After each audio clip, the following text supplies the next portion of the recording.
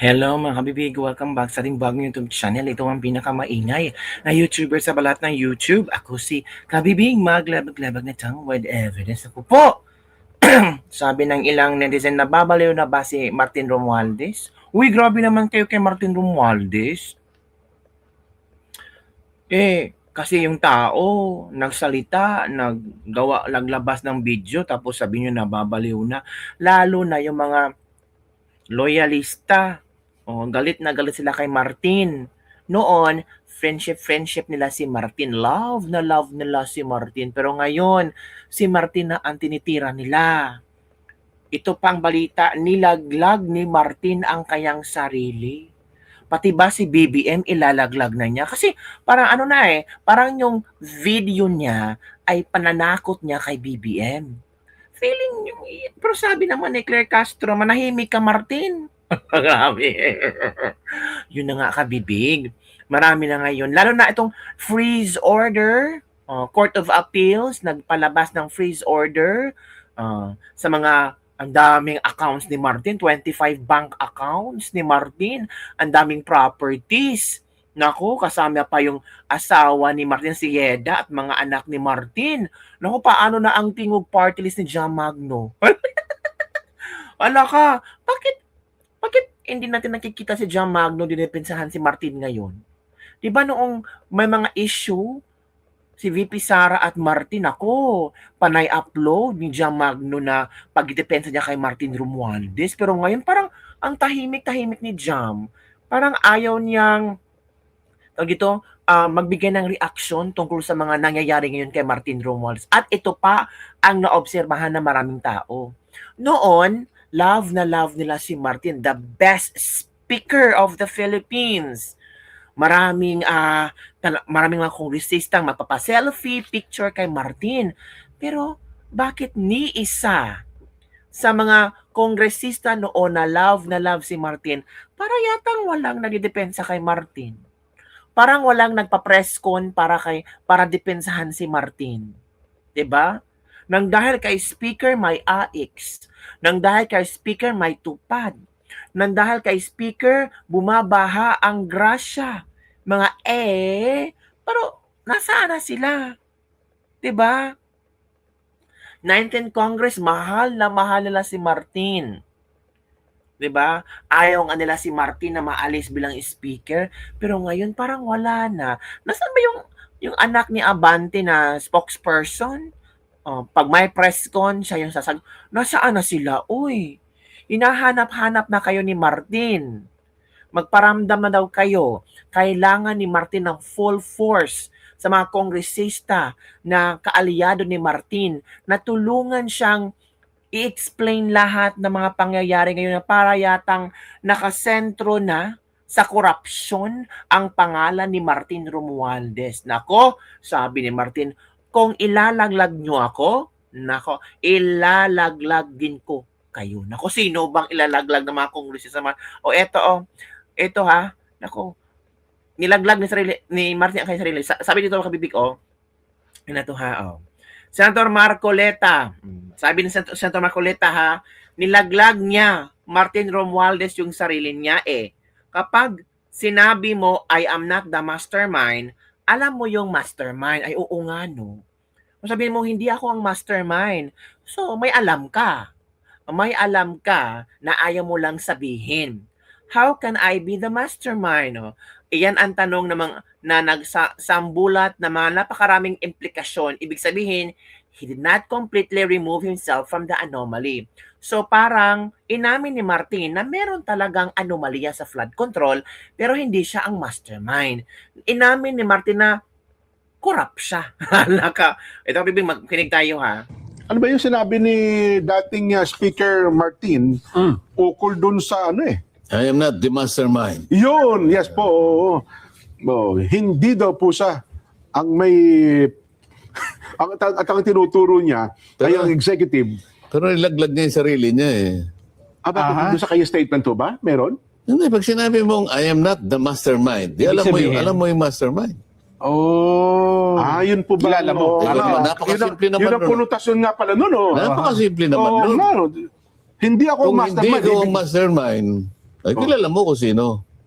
Tama o hindi? Tama po. Kaya mo Oo. nasabing hindi ka ang mastermind. Kaya ako nagtataka kung bakit gano'n ang pinag-umpisahan ng kanyang statement eh. Oho. Tama. No, ang laki ng ang laki ng impact nun Di ba? Pero, ang itanong mo muna, bakit siya nagsalita? Ba't siya gumawa ng isang public statement? Totoo nga po. Alam niyo, Sen, maging sa social media, nagtatalo-talo ngayon, ha? Sabi nila, hindi, baka Wala drama na lang tayong yan. oras, Di po, mga ano pa po, 20 minutes pa tayo sa na. Sabi hindi, sabi nila, drama lang yan. Sabi na ba, hindi, laglagan Parang yan. ayaw ko ng pag-usapan niya. Ganun ho ba? Di sige po, wala tayong magagawa. Hindi kasi, Hindi, bumabawi lang ako. Kasi kanina yung gusto kong pag-usapan, sinasara ng dalawa eh. Oo. Yung isara ko ngayon. Di, para makarami tayo, Sen. Para makarami lang ho naman tayo. Tayo naman eh. pinigilan kasi siyang umalis ng bansa, Jen. Oo nga. Magpapa-check up lang naman daw sa kanya eh. Singapore. Oo. At babalik Diba? din. Hindi, nahingi siya ng travel authority sa SecGen. Opo. Kay Boji D. Kay Speaker Boji D. mismo. Binigyan Opo. naman siya. So, through the Secretary General, kasi ganun ang procedure eh. Opo. Pagka, okay, sabi ng speaker, yung SecGen gagawa. Gagawa. Yung ministerial yun automatic. So, si Chelo Igarapil, Nag-issue. binigyan siya. Opo. April 20 yun, Jen. Aba, nagtaka naman ako, si Boying, si Ombudsman, Pumapila si Ombudsman Boying. Opo. ang aking matalik na kaibigan. Ay, opo. Alam niyo, sparring partner yan. Opo. Hindi, kaibigan ko naman yan talaga. Opo.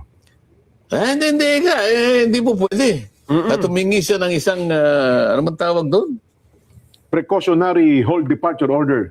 Oo. Yan. Oh. From the Sandigan Bayan. Sandigan Bayan po. Na Kasi nagbigay Sandigan- naman. Yan na nga po. Oh. Kinabukasan, gumawa ng statement. Ayun nga. So may impact kay former speaker. Bakit alam mo bang si speaker at saka si Boying, Opo. Boying ang sinasabi ko dahil kaibigan ko naman yan, Opo. fraternity brothers. Magkaprato ba sila? No, Upsilon yan. Opsilon yan. Oo.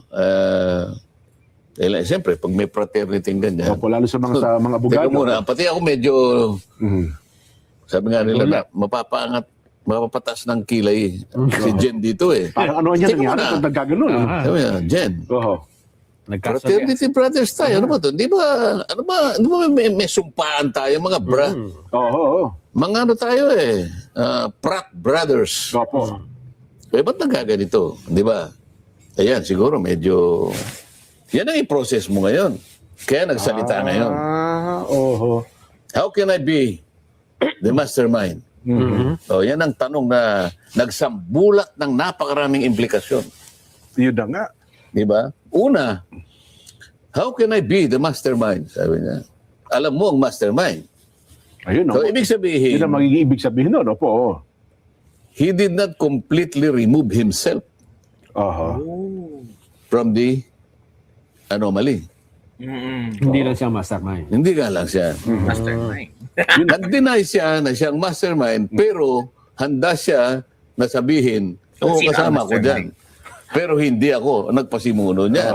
Hindi ako mastermind. Yun ang implikasyon nun. Marami daw siyang alam no? Di Sa ba? kasalukuyan, saka sa dating administrasyon, yun po binabanggit niya. Mm. So, marami siyang alam, pero hindi siyang mastermind. Sen. Hindi na niya dinideny ang kanyang involvement dito. Pero pinakikita niya, he's only calibrating his possible culpability. Opo. Correct. Saan kaya ako? Hanggang dito, dito, dito. Pero ang involvement nandun. Oho. Correct. So, yun ang negative implication ng kanyang pagkakasabing. How can I be the mastermind? Ang tanong naman ni Nelson, why not? Ba't hindi ikaw? How Why can not? you be? Tama, why not? Sabi ni Nelson you can be. Anong pag-usapan pa natin dyan? Tinuro naman, nagturo siya eh. Di ba? Opo. Sabi niya, the national budget does not depend only on one person. Di ba? Oho. So, parang natago siya sa complexity ng bureaucracy. Opo. Sabi niya, inano niya yung budget process. Di ba? Opo. Preparation, executive department. Authorization, Congress. Ito na yung Ito na yung budgetary process. Authorization yun eh. Aha. Babalik ngayon sa executive execution. Yun. Di ba? Yes po. So sinasabi niya, hindi lang naman. The budget, totoo naman eh. Ay, ba't mo sinasabi ngayon yun? So, sinabi mo ngayon na, teka, talagang ang involvement nito umikot sa dalawang departamento. Tama? Kongreso. Tama po. Kasi mukhang tinuturo niya executive sa pamamagitan daw po ng DPWH. Tapos tinuro niya si, anong pangalan? Si Saldi at saka Escudero, si dating Saldi Senate po. President.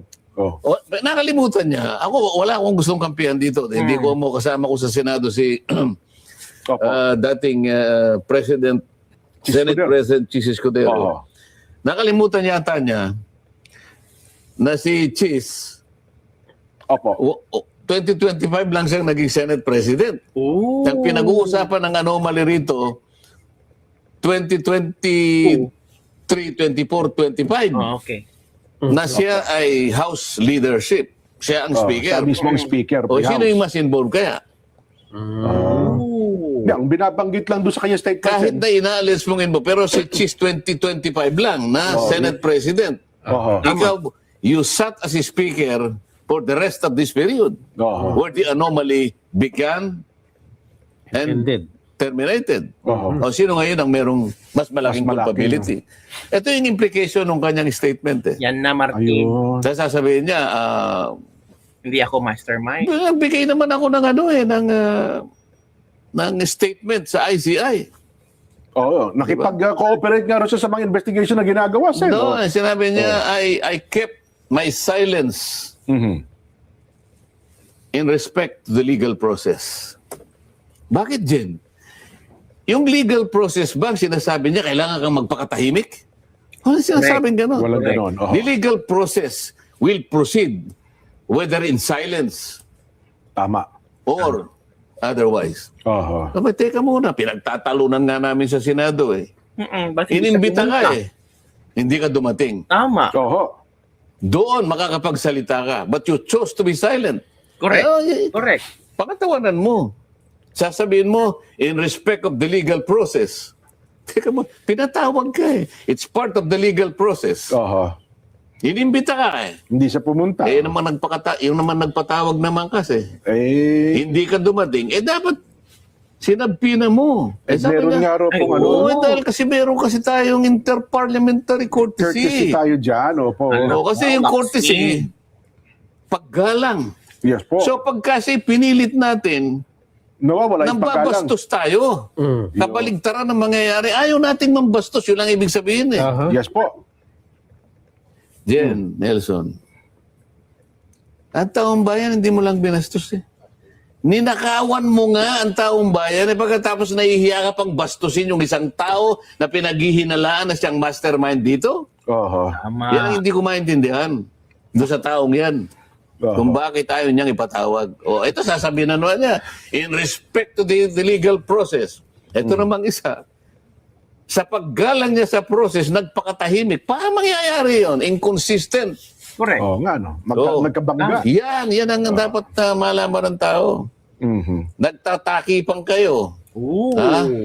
Nagtatakipan kayong dalawa. Kaso sa mga pangyayari ngayon, sir, Bakit mukhang kaya? kahit pag magtakipan pa, lumusot talaga. Doon Lumalabas talaga ka sa sasabihin tahanan. niya yung... ako naman ako ang speaker. Oo. I have general supervision Opo. over, Napakalaki niya ng over the Kongreso. committees. Oo. But I do not control them. Yan. Oo.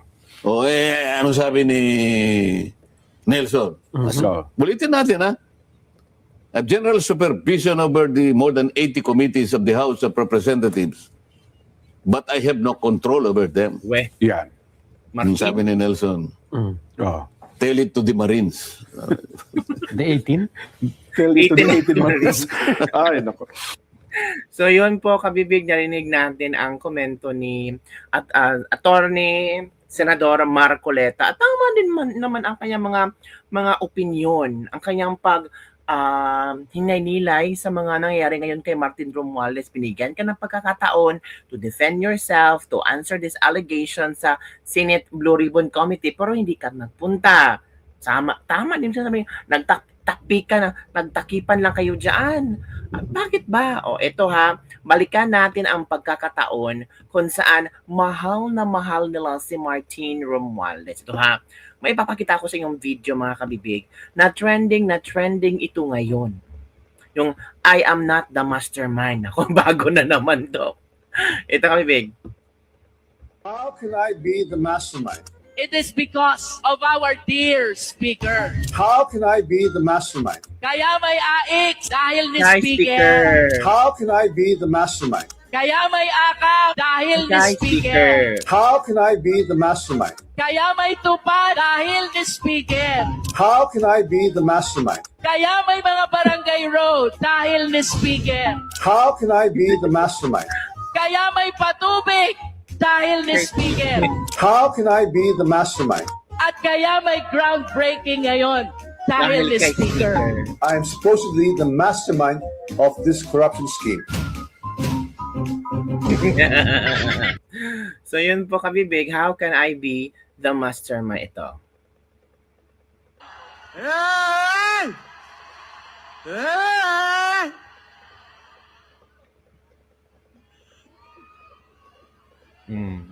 Nasaan na yung mga taong nasa likod ni Martin?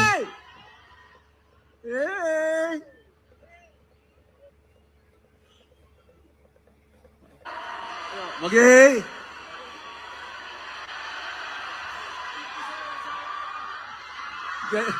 Ganyan na lang tayo. At siyempre, uuwi ninyo yung 5 kilong well-milled rice. Yun ang handog po natin, ang Galing ni ating Speaker. kongresista. Palagay ko, gutom na rin kayo. Eh? Nasaan na yung Naalala na natin sa ganito. Ako po si Martin Romualdez, leader ng House of Representatives. Yan na. Wala na. So yun na, nagtakipan na sila. O, kumusta mga kongresista? O, yung mga palaging kasama ni Martin Romualdez noong panahon ng eleksyon, yung 777. O, kalimutan yung 777. Sino ang nagpakalat ng 7 million AX, 7 million tupad, 7 million yung isa, o, 'di ba? Sinabi niya Tobit Yanko, kung sasama ka. That time kasi feeling ni Martin, tatakbo siyang presidente. Hindi niya alam ang gulong ng palad. Gulong ng palad, Martin. Naku po, ano yan mga kabibig? Para yatang,